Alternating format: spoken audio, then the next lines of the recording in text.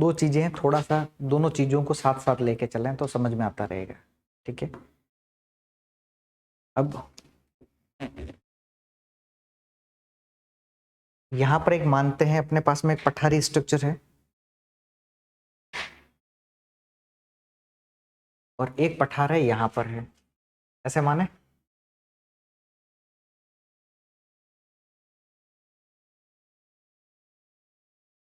ठीक है, इस पठार को हमने बोल दिया, कौन सा पठार है?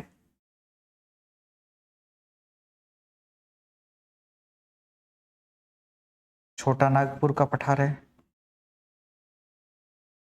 और इस पठारी स्ट्रक्चर को क्या बोला? मेघालय का पठार।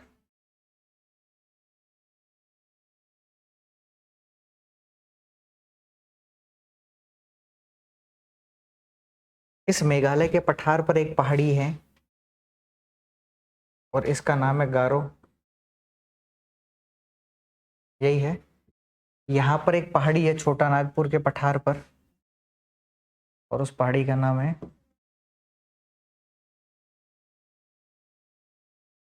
अब ये जो राजमहल की पहाड़ी है ये मुख्य रूप से पश्चिम बंगाल के मालदा जिले में है।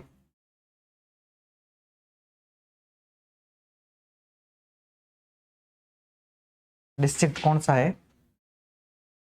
ठीक है, और पश्चिम बंगाल का इस मालदा जिले में ये जो पहाड़ियां हैं, इस पहाड़ियों का जो निर्माण हुआ है, मुख्य रूप से अगर निर्माण की बात करते हैं, या फिर ये जो इन दोनों के बीच वाला जो भाग है, इस भाग को हमने बोल दिया, जैसे मान लो क्या बोल दिया,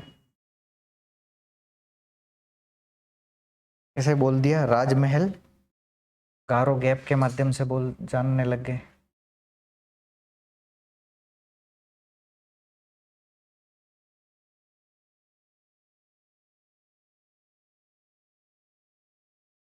तो अगर कोई पूछे कि राजमहल गारो गैप है क्या, तो क्या कहोगे कि राजमहल की पहाड़ी और मेघालय के पठार पर स्थित गारो पहाड़ी के बीच में जो गैप है, उसी गैप को हम लोग क्या कहते हैं, या फिर इसी को हम लोग क्या बोलते हैं, मालदा गैप के नाम से भी जानते हैं, क्योंकि मुख्य रूप से ये वेस्ट बंगाल के मालदा जिले में है, इसलिए हमने इसे क्या बोल दिया, मालदा गैप के नाम से जाना है। ठीक है, अब ये जो मालदा वाला गैप है, ये जो पूरा मामला है, यहां से एक नदी आई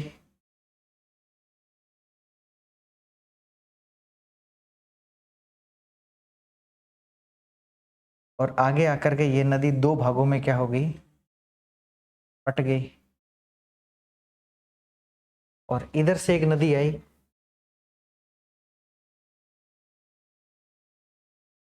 जो आगे जा करके इस नदी के साथ में मिल करके, तो एक नदी का नाम हमने लिख लिया, ये थी गंगा नदी।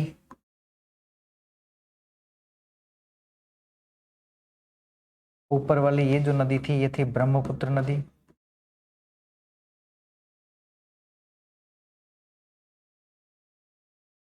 तो कौन सी है? गंगा और ब्रह्मपुत्र नदी का स्ट्रक्चर है।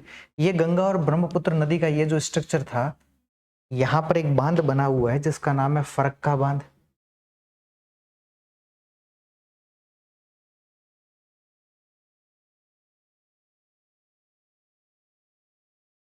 और ये बांध ध्यान रखना कि भारत और बांग्लादेश के बीच में विवादित बांध है।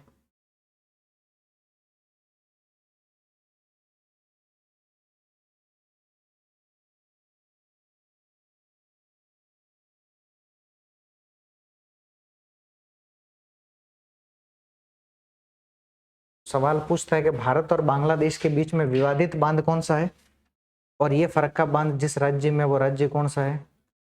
यानी इस फरक्का बांध के समीप से गंगा नदी दो भागों में क्या हो जाती है, बट जाती है। एक वो भाग जो वेस्ट बंगाल की तरफ जाता है, हम इसे कहते हैं हुगली नदी।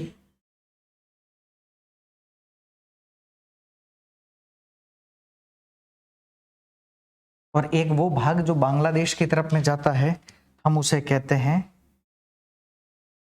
पद्मा नदी। वैसे इस नदी को स्टार्टिंग में भागीरथी नदी कहते हैं। तो कभी ऑप्शन में अगर क्या नहीं लिखा वो मिले, पद्मा नहीं मिलेगा तो क्या मिल जाएगा, भागीरथी मिल जाएगा। ठीक है, इस छोटा नागपुर पठारी क्षेत्र से एक नदी आ रही है,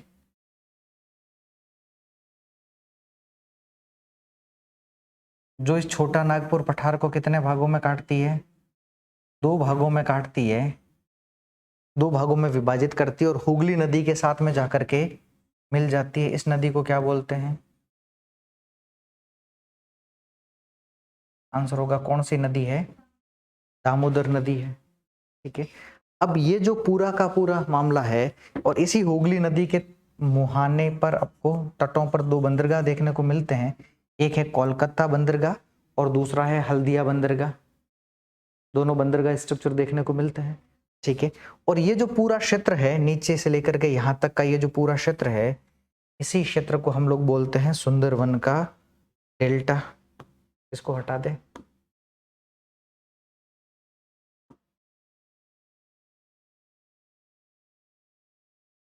नहीं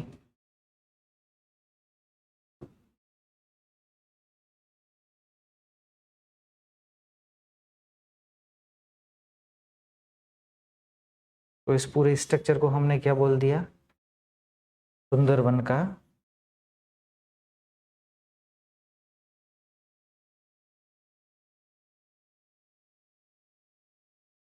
डेल्टा बोला है।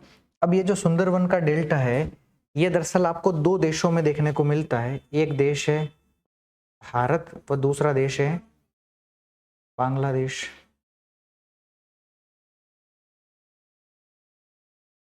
ठीक है, अब ये जो पूरा का पूरा जो डेल्टा रीजन बना है, तो ये क्या है, कुल मिलाकर के अगर हम कहें ये पूरा का पूरा जो बना है ये क्या है, एक डेल्टाई मैदान है, नहीं है क्या। सुंदरवन का जहां डेल्टा बना है, ये गंगा और ब्रह्मपुत्र नदियों द्वारा निर्मित एक क्या है, पूरा का पूरा डेल्टाई मैदानी क्षेत्र है। और यह डेल्टाई मैदानी क्षेत्र दरअसल आपके मुख्य रूप से अभी अपन ने बात की है मैंग्रोव वनस्पति के लिए,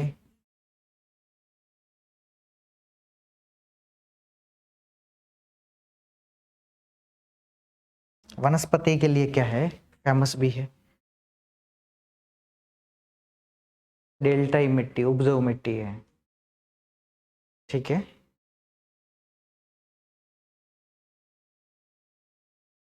तो ये चीजें समझ में आई थोड़ी सी कंप्लीट। अच्छा, ये जो पूरा का पूरा जो एरिया बन रहा है ना बीच में, जो राजमहल और गारो के बीच में से लेकर के ये जो पूरा रीजन है, ये पूरा का पूरा एक डेल्टाई मैदानी स्ट्रक्चर है। और इस डेल्टाई मैदानी स्ट्रक्चर में आपको पीट मृदा देखने को मिलती है, जो पीट मृदा आपके मैंग्रोव वनस्पति के लिए सबसे ज्यादा क्या है, फेमस भी है।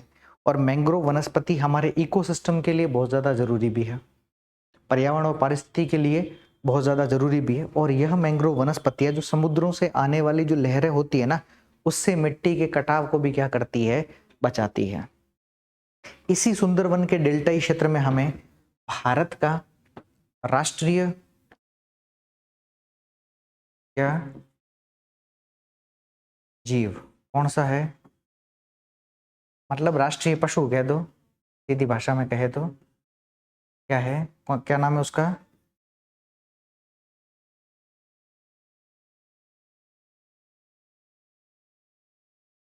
राष्ट्रीय पशु कौन सा है, टाइगर तो है, लेकिन उस टाइगर का भी नाम है कौन सा, रॉयल बंगाल टाइगर। और ये हमारा सिर्फ राष्ट्रीय पशु नहीं है, इसके अतिरिक्त यह बांग्लादेश का भी राष्ट्रीय पशु है और म्यांमार का भी क्या है, राष्ट्रीय पशु है। ठीक है,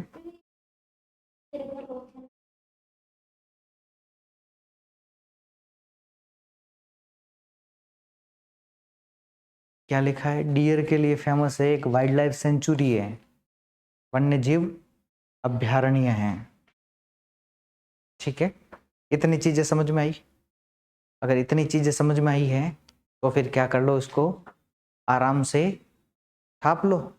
ठीक है, और उसी के साथ ये आपका प्रायद्वीपीय वाला जो मामला है, पेनिनसुलर वाला मामला, इस पेनिनसुलर वाले मामले में एक बार आपका पठारी स्ट्रक्चर और पहाड़ी स्ट्रक्चर क्या हो जाता है, समाप्त है।